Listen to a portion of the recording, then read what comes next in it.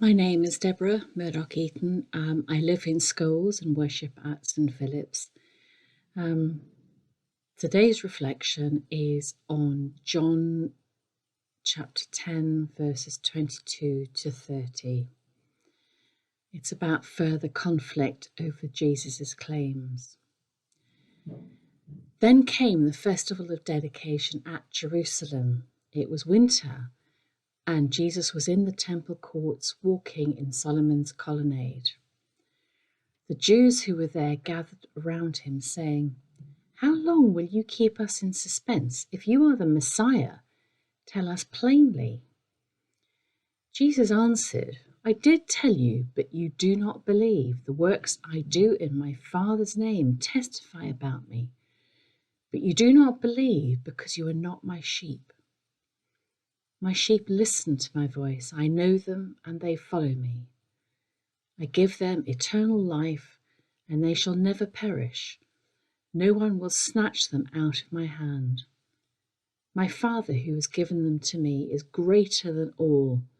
No one can snatch them out of my Father's hand. I and the Father are one." Jesus is walking through Solomon's porch during the Festival of Lights, known as Hanukkah. That's the first two verses. This physical place is important. It was the portico on the east side of the temple and was called the Porch of Judgment. From this location, the king would make his judgments and exercise justice for those who were brought before him. And here is Jesus strolling through this historical location, physically embodying justice in this place of justice, something his life and teachings were all about. At the time that John was writing, the followers of Jesus were in open hostility with Jews who were not part of John's inner circle. Jesus was a Jew, his followers were Jewish. His opponents were the authorities, some of whom were Roman and some of whom were Jewish. The challenges and opposition represented in this text is not between Jesus and all Jews. It's between Jesus and his Jewish followers and other Jews, most especially those with authority and privileged status. And into this setting again comes the identity question. Hey, Jesus, stop keeping us in the dark. If you're the Messiah, tell us straight out. Verse 24. The tone of his response indicates that Jesus is getting pretty tired of these questions. As usual, Jesus does not answer the request directly, but puts the onus back on the challengers. To paraphrase in verses 25 and 26, he essentially says, "Look at what I have done. My works speak for me. By implication, since you're publicly asking this question, you're publicly admitting that you don't recognize what my works or what I have done are making clear."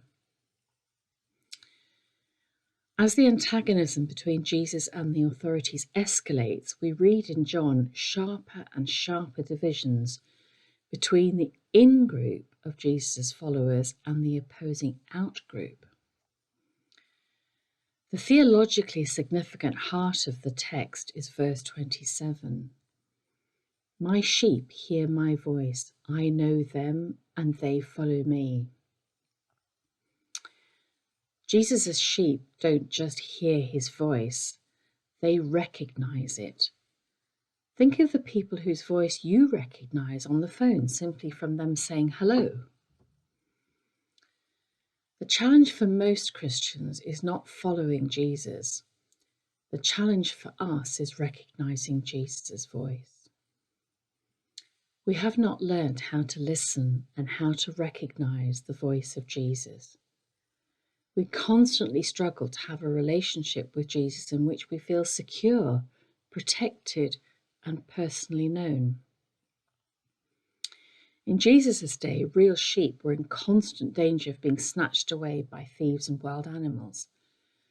So the assurance that the metaphorical sheep of Jesus' followers in other words, us, will not be snatched away is powerful. We face many real internal and external threats to our relationship with God, but not from God. The plain message from Jesus is that this assurance is extended to all of creation, with no one and nothing left out. We may mess up, others may harm us, accidents and disease may take our life, but nothing will snatch us out of the caring, restoring, life-giving hand of God. To believe is to be asked to go beyond facts, to take a risk. To love is to take a risk. Doubt and questioning are normal parts of our lives as people and as persons of faith. How well do I or you cope with not knowing?